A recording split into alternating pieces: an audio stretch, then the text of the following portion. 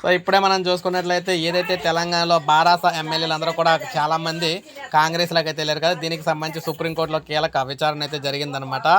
So car గుర్తుపై గెలిచి కాంగ్రెస్ పార్టీలో చేరిన ఎమ్మెల్యేలపై అనర్హత వేటు వేయాలని కోరుతూ బారాస సుప్రీంకోర్టును ఆశ్రయించింది. 10 మంది ఎమ్మెల్యేలపై ఫిర్యాదు చేసి 9 నెలలు అవుతున్నా కూడా స్పీకర్ నిర్ణయం తీసుకోలేదని పిటిషన్లో పేర్కొంది. కడియం శ్రీహరి, ఇక్కడ తెల్లం వెంకట్రావు, దాను నాగేంద్రకు వ్యతిరేకంగా ఎస్ఎల్పి దాఖలు చేసింది. మిగిలిన 7 ఎమ్మెల్యేలకు వ్యతిరేకంగా రిట్ పిటిషన్ అయితే దాఖలు చేసింది.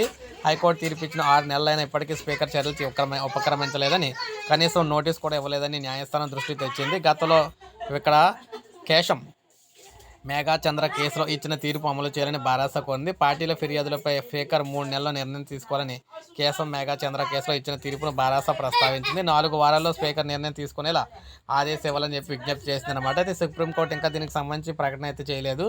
సో వాదనలు అయితే వినడం అయితే జరిగింది. మరి చూడాలి ఏం చేస్తుంది ఏంటనేది. సో ఇది మనకు అప్డేట్. ఒక లైక్ చేయండి, సబ్స్క్రైబ్ చేసుకోకపోతే మన ఛానల్ సబ్స్క్రైబ్ చేసుకొని ఫాలో అవుతూ ఉండండి.